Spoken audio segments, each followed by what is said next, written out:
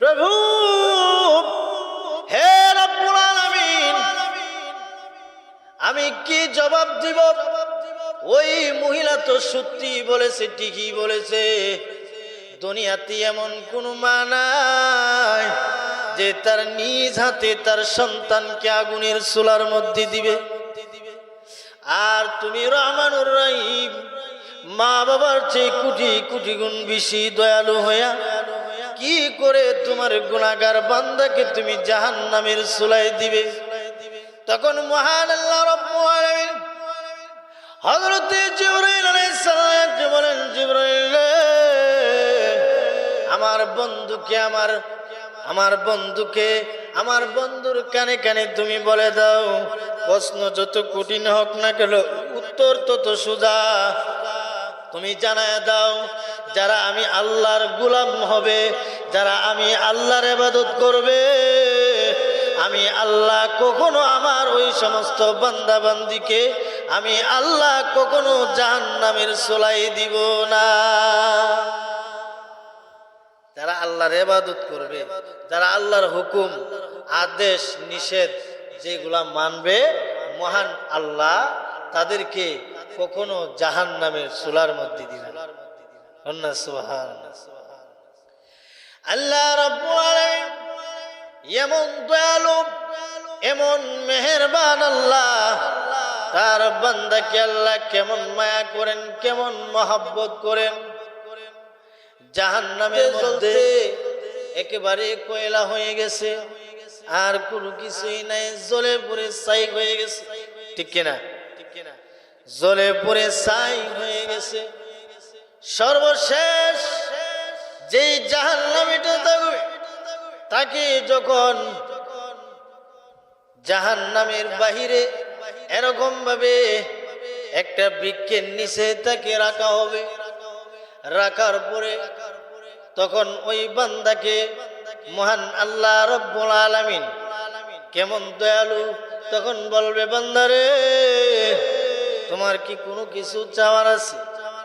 তখন ওই বান্দা বলে, প্রভু গো, আমি তো জাহান্নামী, আমি জানি আমি জান্নাত পাবো না। আল্লাহ তুমি যদি অনুমতি দাও, তুমি যদি আমাকে দয়া করো, তাহলে এই জাহান্নামের আযাব আর সহ্য করতে পারতেছি না। জাহান্নামের অনেক আযাব। আল্লাহ মেহেরবানি করে উদরে একটা সামনে গাছ দেখা যায়, ওই গাছটার নিচে দিয়ে যদি আমাকে নিয়ে দাও, তাহলে আমি অত্যন্ত আনন্দিত হব, খুশি হব। সুবহানাল্লাহ। এই কথা বলার পরে আল্লাহ ওই গাছের নিচে দেওয়ার পরে বলবে, আর কোনো কিছু চাইবে না? আর কোনো কিছু চাইবে না। এখন ইচ্ছে করলে আল্লাহ তো জানে সে চাইবে, সে চাইবো যে আল্লাহ জানে, কিন্তু আল্লাহ তাকে বারবার বলে যে সাবধান, আর কোনো কিছু চাইবে না? আর কোনো কিছু চাইবে। ওই বান্দাকে ওই গাছের নিচে দেওয়ার পরে তখন মহান আল্লাহর কাছে বলবেন, প্রভু গো, আল্লাহ আমাকে ওই গাছের নিচে দেওয়া হয়েছে। গাছের নিচে যাওয়ার পরে উদরে তাকায় দেখে জান্নাতের দরজা খোলা। সুবহানাল্লাহ। তাকায় দেখে জান্নাতের দরজা খোলা, আর জান্নাতের ভিতরে চামচের শব্দ, প্লেটের শব্দ শুনতেছে। সুবহানাল্লাহ। চামচ আর গ্লাসের শব্দ আছে না, এই শব্দগুলা শুনতেছে। আর তাকায় দেখে হুর গেলমান, এই নাজ নিয়ামত, এইগুলা দেখে তার ভিতরে একটা লোভ এসে গেছে। সুবহানাল্লাহ। আল্লাহ রাব্বুল আলামিনের কাছে ওই বান্দা তখন বললেন, প্রভু গো, তোমার কাছে আমি আর কোনো কিছু চাইব না। আল্লাহ এটা ফাইনাল ওয়াদা করলাম, আর তোমার কাছে কোনো কিছু চাইব না। আল্লাহ মেহেরবানি করে জান্নাতে ঢুইকা দেখা আবার বাইরে বার অনুমতিটা দাও। সুবহানাল্লাহ। ঢুইকা চাইরা বাইরে বার অনুমতিটা দাও, এতটুকু পরিমাণ। আল্লাহ এটা ফাইনাল ওয়াদা, যদি দেন, যদি তোমার দয়া হয়, জানি আমি জান্নাত হইতাম না। সুবহানাল্লাহ। এই কথা বলার পরে মহান আল্লাহ রব্বুল আলামিন তখন ওই বান্দাকে বলবে, যাও তুমি শুধু জান্নাতের ভিতরে ঢুকবা আর বাইরে আসবা, এতটুকু সময় তোমাকে দেওয়া হলো। তখন ওই লোকটা একটা দৌড় দিবে, কন্যা সুবহানাল্লাহ, একটা দৌড় দিছে ডাইরেক্ট জান্নাতের ভিতরে, কন্যা সুবহানাল্লাহ। ঢুকে গিয়া সে হাবাইতেছে। তখন মহান আল্লাহ রব্বুল আলামিন ওই বান্দাকে বলবে, বান্দারে তুমি না আমার সঙ্গে ওয়াদা করেছিলে তুমি বেরিয়ে আসবা, এখন কি বাড়িতে না? সুবহানাল্লাহ, তুমি না আমার সঙ্গে ওয়াদা করলা, আর এখন বলো বাড়িতে না? হ্যাঁ, তুমি তো তোমার ওয়াদা ভঙ্গ করে লিস। বাইরেও না, আল্লাহ বাইরিত না, আল্লাহর সঙ্গে জোর করতেছে, কন্যা সুবহানাল্লাহ। তখন ওই বান্দা মহান আল্লাহ রব্বুল আলামিনকে বলবেন, প্রভু গো, আমি যদি এখান থেকে বাইরেতে হয় তাহলে তোমার কোরআনের আয়াতকে তুমি অস্বীকার করো, কন্যা সুবহানাল্লাহ। যদি আমার এখান থেকে বাইরেতে হয় তাহলে তোমার কোরআনের আয়াতকে তুমি অস্বীকার করো। হুম ফিহা খালিদিন,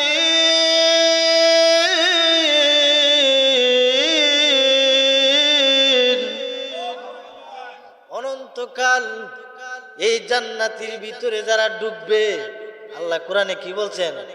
অনন্তকাল যারা জান্নাতের ভিতরে প্রবেশ করবে, অনন্তকাল সেই জান্নাতের ভিতরে থাকবে।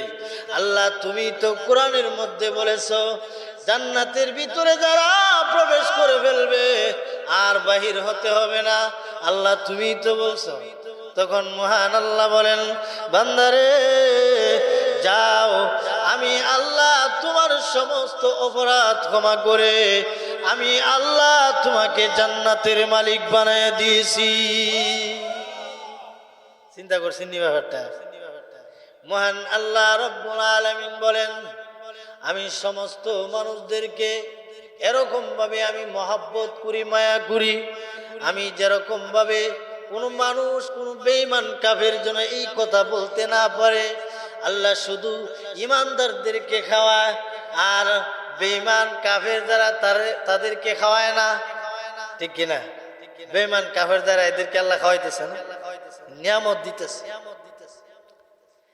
আল্লাহ রাব্বুল আলামিন বলেন, হে পৃথিবীর মানুষেরা, আমি আল্লাহ তোমাকে যে নিয়ামতগুলা আমি আল্লাহ তোমাকে দান করেছি, একটা নিয়ামত কি তুমি অস্বীকার করতে পারবে? নিয়ামত অস্বীকার করতে পারবেন? আল্লাহ রাব্বুল আলামিন বলেন, যেরকম ভাবে একটা মাছ পানি ছাড়া যেরকম ভাবে বাঁচে না, আমরাও আল্লাহর নিয়ামত ছাড়া একটা বিন্দু পরিমাণও বাঁচা সম্ভব নয়। কন্যা সুবহানাল্লাহ। আল্লাহ পবিত্র কোরআনের মধ্যে বলছেন,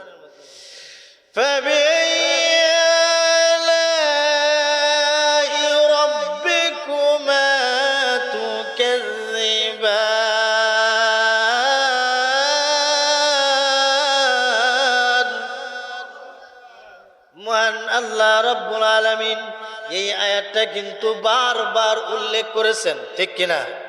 এই আয়াতটা বারবার উল্লেখ করেছেন। উভয় জাতি, মানুষ জাতি আর জিন জাতি, উভয় জাতিকে মহান আল্লাহ বলেন, হে মানব জাতি, জিন জাতি, আমি আল্লাহর কোন কোন নিয়ামতকে তোমরা অস্বীকার করবে? আমি আল্লাহ তোমাদেরকে যে নিয়ামতগুলা দিয়েছি, তোমরা কিভাবে এই নিয়ামতকে অস্বীকার করবে? অস্বীকার করতে পারবে? মহান আল্লাহ বলেন, যারা নিয়ামত পাওয়ার পরে যারা বেশি বেশি শুকরিয়া আদায় করবে, মহান আল্লাহ রাব্বুল আলামিন তার নিয়ামত বাড়ায় দিবে। আর যে ব্যক্তি নিয়ামতের না শুকরিয়া করবে, মানে নিয়ামতের শুকরিয়া আদায় করবে না, তার নিয়ামত গুলা মহান আল্লাহ আস্তে আস্তে ছিনায় নেবে, কিন্তু আপনি টেরও পাবেন, ঠিক কিনা? মহান আল্লাহ রাব্বুল আলামিন যে ধারাবাহিকভাবে বলতেছে, لئن شكرتم لأزيدنكم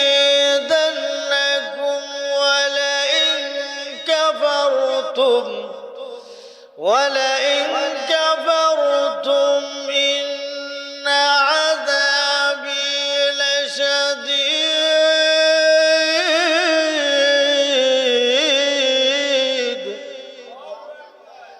মহান আল্লাহ রাব্বুল আলামিন বলেন, হে পৃথিবীর মানুষেরা, আমি আল্লাহ তোমাদেরকে যেই নিয়ামতগুলা দিয়েছি সেই নিয়ামতের শুকরিয়া আদায় করো, আমি আল্লাহ রাব্বুল আলামিন তোমার নিয়ামত বাড়ায় দিব। কন্যা সুবহান। এই যে আপনাকে আমাকে যে চক্ষু দান করছে, দুইটা চক্ষু, এই দুইটা চক্ষু যান নাই সে বুঝে তার চক্ষুর কি দাম, ঠিক কিনা?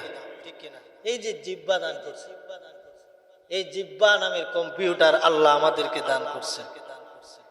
তিতা মিঠা স্বাদ এগুলা আমরা এই জিহ্বার মাধ্যমে বুঝতে পারি, ঠিক কিনা? এই সবগুলা নিয়ামত আল্লাহ আমাদেরকে দিবেন। কিসের কারণে দিবেন? বান্দারে, তুমি আমি আল্লাহর ইবাদত করবে, আমাকে সিজদা করবে, এই কারণে সব কিছু আয়োজন আমি আল্লাহ তোমাদের জন্য করছি। কন্যা সুবহানাল্লাহ। আল্লাহ রাব্বুল আলামিন বলেন, আলাম নাজআল লাহু আইনাইন।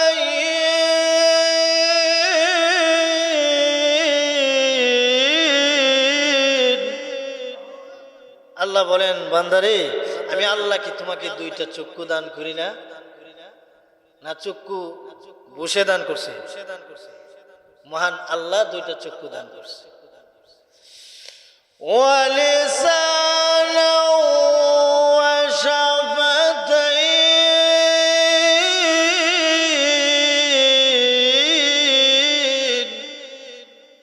মহান আল্লাহ রাব্বুল আলামিন বলেন, বান্দারে, আমি আল্লাহ কি তোমাকে জিহ্বা দান করি নাই?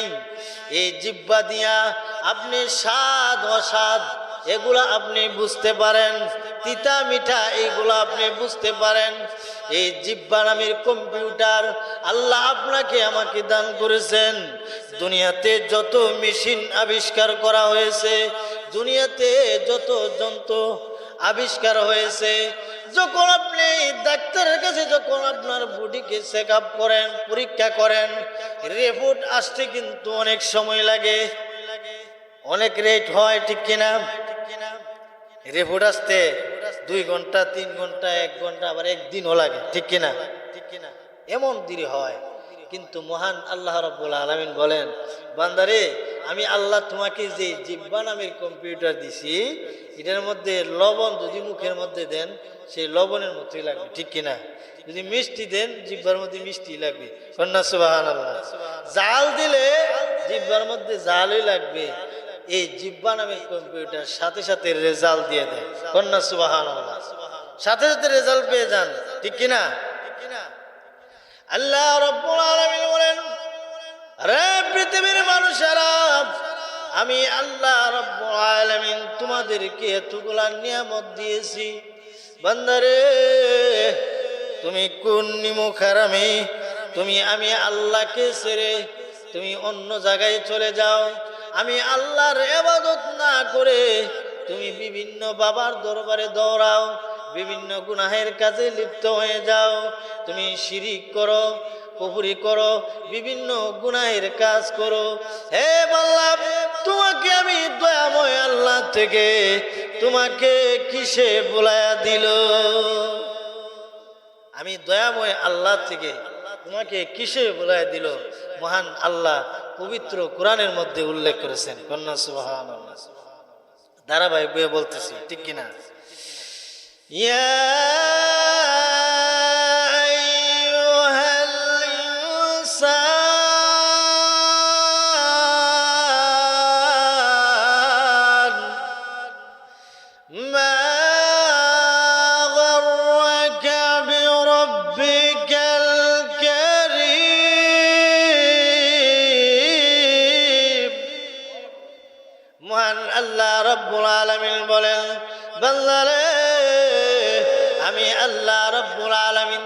আমি দয়াময় আল্লাহ থেকে তোমাকে কিসে বলায়া দিল?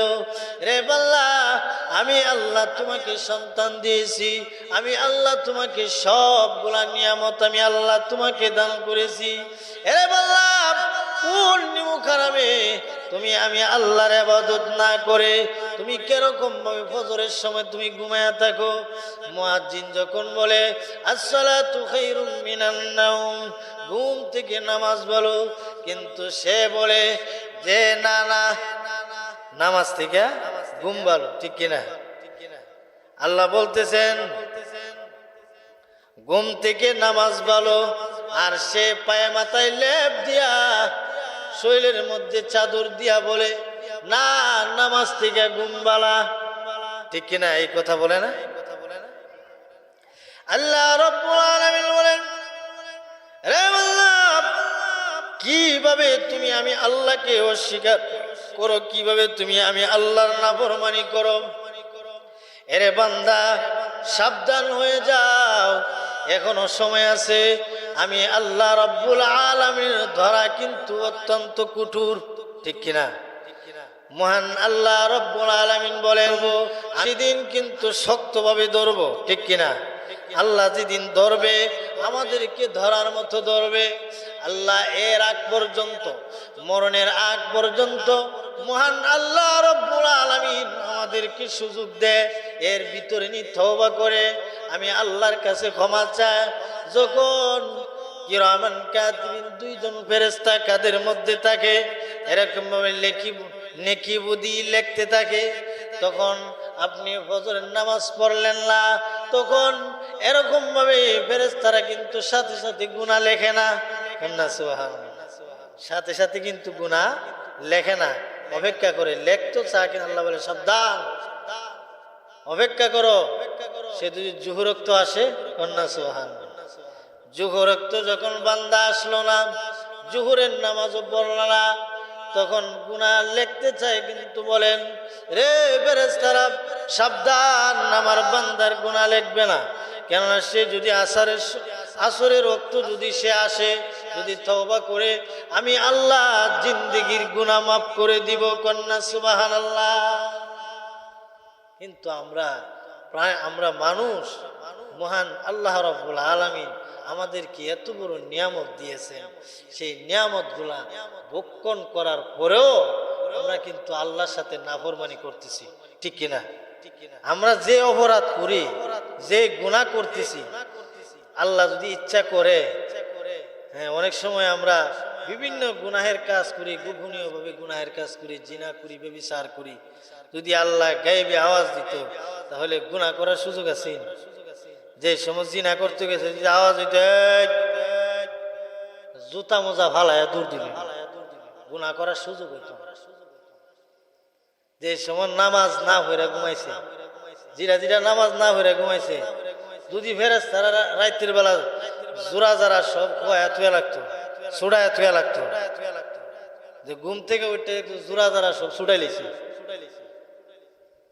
তো 20 বার ইমাম সাহেব হুজুরের কাছে আয়েশা করিল, হুজুর নামাজের টাইম হইছে।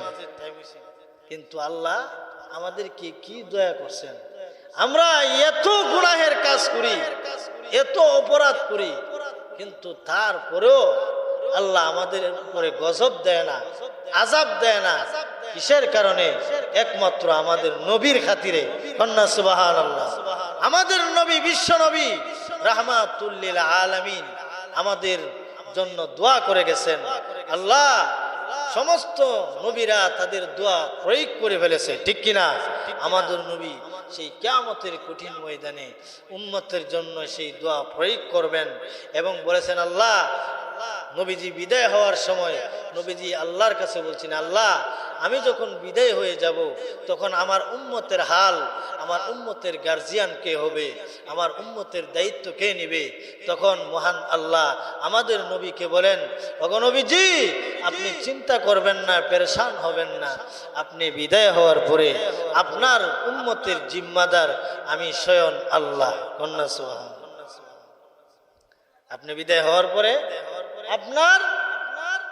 আপনি নবীর উম্মতের জিম্মাদার আমি স্বয়ং আল্লাহ রাব্বুল আলামিন হবে। যেরকম ভাবে আগেরকার নবীরা তাদের উম্মতের জন্য দোয়া করছেন, দোয়া করার কারণে আল্লাহ তাদেরকে ধ্বংস করে দিয়েছেন, ঠিক কিনা? এমন ঘটনা আছে না, যে যেমন ভাবে নূহ আলাইহিস সালাম তারা 950 বছর পর্যন্ত কালিমার দাওয়াত দিয়েছেন, ঠিক কিনা? কিন্তু শেষ পর্যায়ে কয়েকজন 80 জন অথবা 40 জন এরকম কোন কোন কিতাবের মধ্যে আসছে। তো এরকম ভাবে নূহ আলাইহিস সালাম 950 বছর পর্যন্ত কালিমার দাওয়াত দিয়েছে। কালিমার দাওয়াত দেওয়ার পরে শেষ পর্যায়ে নূহ আলাইহিস সালাম যখন তাকে এরকম ভাবে আঘাত করতে লাগলেন, নির্যাতন এরকম ভাবে ওনাকে করতে লাগলেন, আর ওনাকে পাথর নিক্ষেপ করে তখন উনি পাথরের নিচে পড়ে যায়, তখন জিবরাইল আলাইহিস সালাম আসিয়া ওনাকে পাথরের নিচ থেকে ওনাকে তুলিয়া ওনার জখমের হাত বুলায়, সাথে সাথে ভালো হয়ে যায়। কন্যা সুবহানাল্লাহ। তখন ওনাকে বললেন, উনি বলেন জিবরাইলকে বলেন যে আগামীকাল আমার কি কাজ?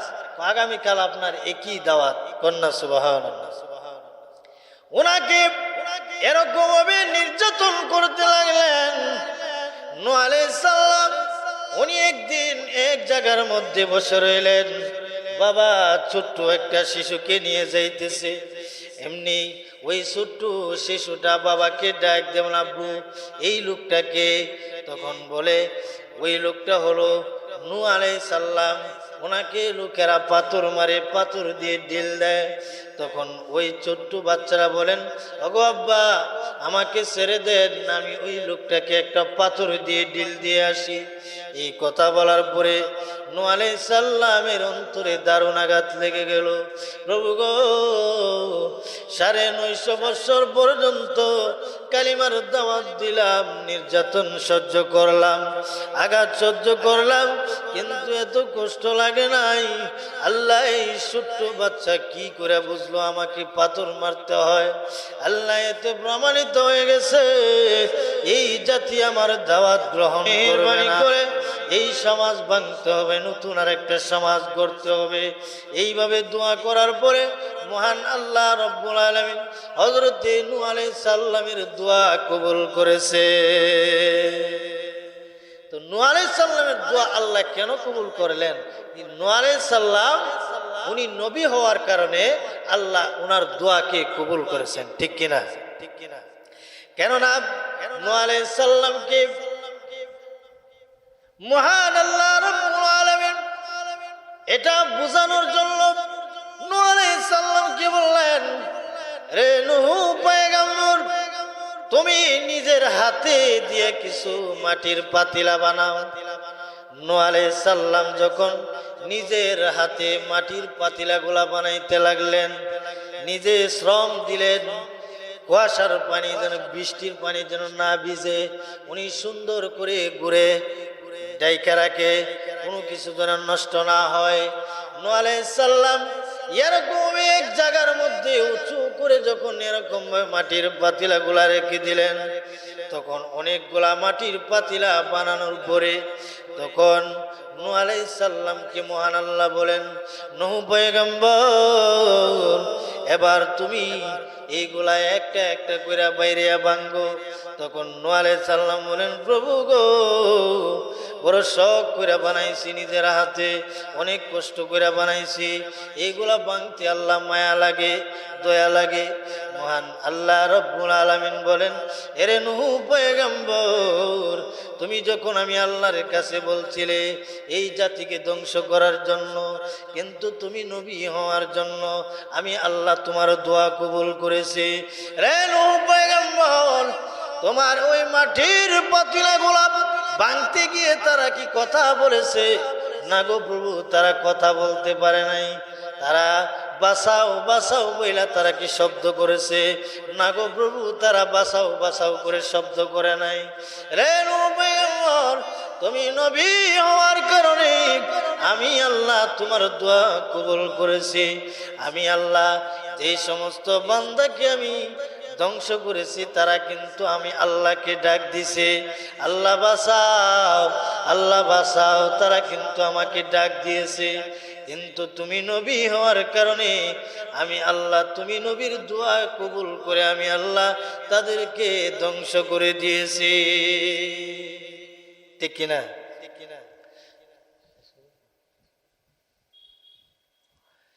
আল্লাহ রাব্বুল আলামিন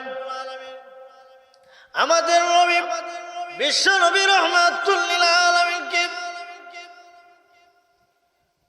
ওনার উম্মতদেরকে মহান আল্লাহ বিভিন্ন আযাব আর গজব দিয়া ধ্বংস করেন নাই। আমরা যেই পরিমাণ অপরাধ করি, যেই পরিমাণ গুনাহ করি, ইচ্ছে করলে মহান আল্লাহ আসমান থেকে সাথে সাথে গজব নাজিল করার কথা, কিন্তু মহান আল্লাহ রব্বুল আলামিন আমাদেরকে মহব্বত করছেন, মায়া করছেন, আর আমাদের নবীর খাতিরে মহান আল্লাহ রব্বুল আলামিন মৃত্যুর আগ পর্যন্ত সুযোগ দিয়েছেন যে মৃত্যুর আগ মুহূর্তে যদি আমার ওই বান্দা অথবা 80 বছরের গুনাহগারও যদি হয়, আর যদি সে সহিভাবে ইখলাসের সহিত যদি তওবা করিয়া আমি আল্লাহর কাছে সে ক্ষমা চায়, আমি আল্লাহ 80 বছরের গুনাহগারকে আমি আল্লাহর সাথে সাথে ক্ষমা করে দিব। সুবহানাল্লাহ। তাহলে ক্ষমা চাইতে হবে আল্লাহর কাছে, চাওয়ার মতো চাইতে হবে। আর মুখে মুখে যদি সকালে তওবা করলাম, বিকালে তওবা বন্ধ করে নিলাম, সকালে ইবাদত করলাম, বিকালে গুনাহের কাজ করলাম, তাহলে আমাদের তওবা কোনো কাজে আসে নাই। তো মহান আল্লাহ বলেন, হে পৃথিবীর মানুষেরা, তোমাদেরকে আমি আল্লাহ শ্রেষ্ঠ জাতি হিসাবে এই পৃথিবীতে প্রেরণ করেছি। মানুষ কিন্তু আশরাফুল মাখলুকাত, শ্রেষ্ঠ, ঠিক কিনা? শ্রেষ্ঠ জাতি মহান আল্লাহ রাব্বুল আলামিন আমাদেরকে এই পৃথিবীতে পাঠাইছেন। কিন্তু মানুষ মহান আল্লাহ এত কিছু দেওয়ার পরও মানুষ কিন্তু মহান আল্লাহর অবাধ্য, অকৃতজ্ঞ, ঠিক কিনা? মানুষ আল্লাহর অবাধ্য, অকৃতজ্ঞ এবং নিমুখারাম। মানুষকে আল্লাহ এত কিছু দেওয়ার পরেও মানুষের নিমুখারামি করে, ঠিক কিনা? কিন্তু একটা প্রাণী, একটা কুকুর, যেই কুকুর আপনার বাড়িতে থাকে, এই কুকুর কিন্তু তার মালিকের সঙ্গে গাদ্দারি করে না, ঠিক কিনা? তার মালিকের সঙ্গে গাদ্দারি করে। কিন্তু মানুষ, যেই মালিক তাকে বানাইলো এত সুন্দর করে, যেই মালিক তাকে রিজিক দেয়, যেই মালিক তাকে চলাফেরা করার যোগ্যতা যে মালিক দিয়েছেন, কিন্তু সেই মালিকের সঙ্গে সে নাফরমানি করে একটা কুকুরকে আপনি শুধু বাতের মার খাওয়াইলেন, এতটুক পরিমাণ বাতের মার খাওয়াইলেন, কিন্তু এই কুকুর দেখবেন আপনার বাড়ি ছাড়বে না, ঠিক কিনা? আপনার বাড়ি ছাড়বে না, আপনার বাড়ি পাহারা দিবে, আর সেই কথা বলতে থাকে যে মালিক আপনি ঘুমান, আমি আজকে পাহারা দিব, ঠিক কিনা? কুকুর তার মালিককে চিনে, কিন্তু আশরাফুল মাখলুকাত মহান আল্লাহ রাব্বুল আলামিন আমাদেরকে সৃষ্টি করেছেন, কিন্তু আমরা মহান আল্লাহ রাব্বুল আলামিনকে আমরা আজ পর্যন্ত চিনতে পারি নাই। মহান আল্লাহ রাব্বুল আলামিন বলেন, ও মানুষ, তুমি কিন্তু একদিক দিয়ে সৃষ্টির সেরা, সবচাইতে উন্নত এবং সৃষ্টির সেরা জীব। তোমাদেরকে আমি আল্লাহ রাব্বুল আলামিন এই পৃথিবীতে আশরাফুল মাখলুকাত সৃষ্টির সেরা হিসাবে এই পৃথিবীতে আমি আল্লাহ প্রেরণ করেছি, কিন্তু মানুষ আবার সবচাইতে নিকৃষ্ট, ঠিক কিনা? মানুষ কিন্তু আবার সবচাইতে নিকৃষ্ট, এমন নিকৃষ্ট একটা জন্তু কুকুর অথবা শুকুর, এর চাইতে আরো নিকৃষ্ট মানুষ, ঠিক কিনা? এটা কি আমার কথা না আল্লাহ কোরআনে বলছেন? উলাইকা কাল আনআমি বাল হুম আদাল উলাইকা হুমুল গাফিলুন।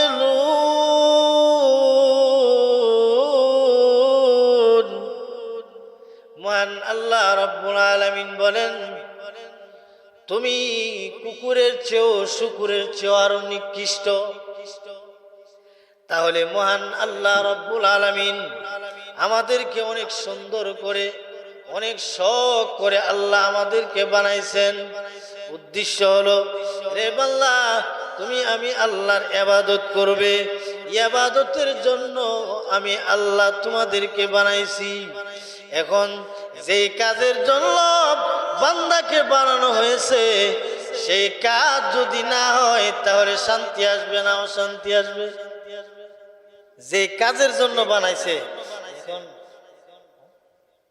যে কাজের জন্য বানানো হয়েছে, সেই কাজটা যদি না হয় শান্তি হবে না অশান্তি হবে? অশান্তি হবে। কি অশান্তি হবে?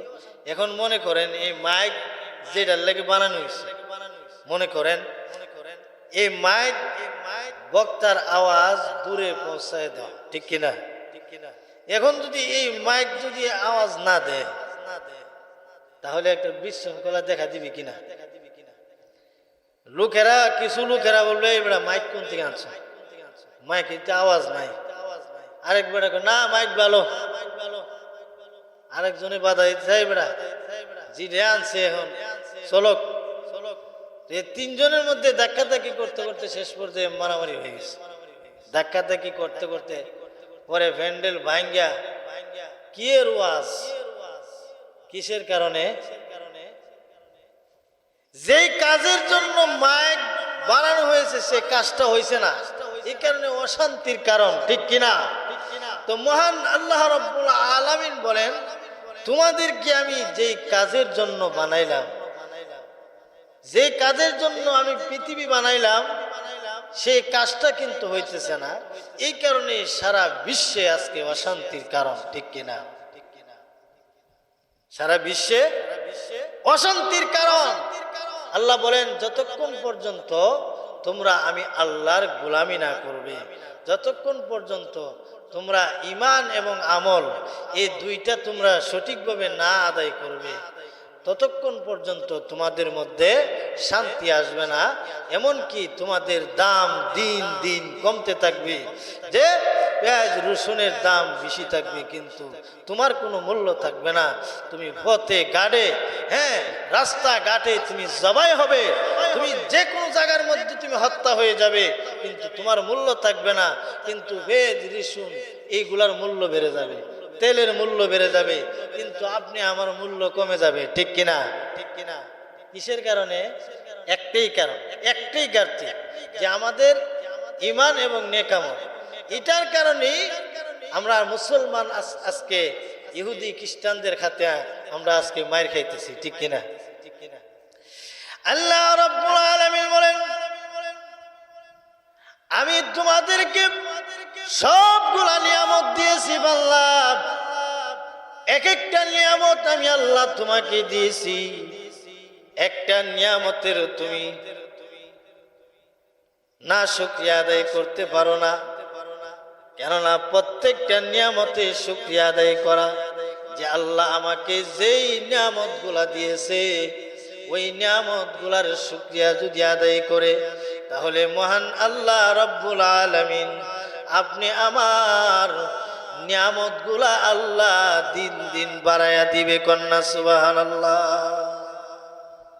সূরা রহমানের মধ্যে আছে না, মহান আল্লাহ রাব্বুল আলামিন বলছেন, হে বান্দা, আমি আল্লাহ যদি তোমাকে কথা বলার শক্তি যদি আমি আল্লাহ তোমাকে না দিতাম, তাহলে কথা বলতে পারতেন? আল্লাহ যদি ক্ষমতা না দিতেন, কারো কথা বলার ক্ষমতা নাই, যদি আল্লাহ ক্ষমতা না দিতেন, এরে বান্দা তুমি যেই সময় ছোট্ট অবস্থায় ছিলে, তুমি কোনো কিছুই বুঝতে না, গরম ঠান্ডা কোনো কিছুই তুমি বুঝতে না, এমন একটা মুহূর্তে তুমি পায়খানা না ডাল এটাও তুমি বুঝতে না, কিছু মুখে দিছো কিছু মাথার দিছো, কিন্তু তুমি কোনো কিছুই বুঝো না। সেই সময় আমি আল্লাহ তোমাকে আস্তে আস্তে করে বড় করছি, আমি আল্লাহ তোমাকে সব কিছুর যোগ্যতা এবং আমি আল্লাহ তোমাকে শিক্ষা দিয়েছি। বান্দারে, তুমি কিভাবে আমি আল্লাহর নাফরমানি করো? একটা কুকুরের দিকে তাকায়া দেখেন, কুকুরকে একটু খাবার খাওয়াইলেন, ওই কুকুর দেখবেন সারা রাত্র পাহারা দিবে মালিককে, বলে মালিক আপনি ঘুমান, আমি ঘুমাইতাম না। চোর যদি আসে আমি চোরকে তাড়া দিব, মানে দৌড়ানি দিবে। আপনি ঘুমায়া থাকেন। এই কথা বলিয়া সে দরজার সামনে থাকে। কুকুর সামান্য একটু খাবার খাওয়ার কারণে, একটু ভাতের মার খাওয়ার কারণে ওই মালিকের শুকরিয়া আদায় করে, মালিকের প্রশংসা করে। ওই কুকুর শেষ পর্যায়ে এমন কি যদি চোরের সংখ্যা যদি বেশি হয়, অনেক সময় চোরের সংখ্যা বেশি হয় না, আপনার বাড়িতে চোর আসে, মনে করেন যে 10 জন চোর আইসা পড়ছে, এখন কুকুর তো একলা পারতো না, ঠিক কিনা? একলা পারবে না।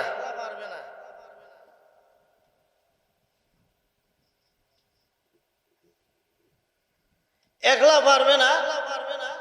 এখন চোর আসার পরে তখন ওই কুকুরটা দেখবেন একবার মালিকের দরজার দিকে আঘাত করে, আবার ওই চোরদের দিকে দৌড়ানি দেয়। একবার চোরদের দিকে যায়, আবার মালিকের দরজার সামনে গিয়ে নক করে। এর উদ্দেশ্য হলো যে মালিক তাড়াতাড়ি বাইরেন, চোর আইছে, তাদের সংখ্যা বেশি, আপনি বাইরেন, একা হারতেছেন। তাহলে একটা কুকুর তার মালিক চিনে, মালিক ভক্ত। কিন্তু আমরা আশরাফুল মাখলুকাত হইয়া আমরা মহান আল্লাহ রাব্বুল আলামিনকে চিনি না। আল্লাহ রাব্বুল আলামিন আমাদের প্রত্যেককে যেন মহান আল্লাহর ইবাদত বন্দেগী যেন আমরা সঠিকভাবে করতে পারি, আমরা সঠিকভাবে করতে পারি, আমরা সঠিকভাবে করতে পারি, আমরা সঠিকভাবে করতে পারি, আমরা সঠিক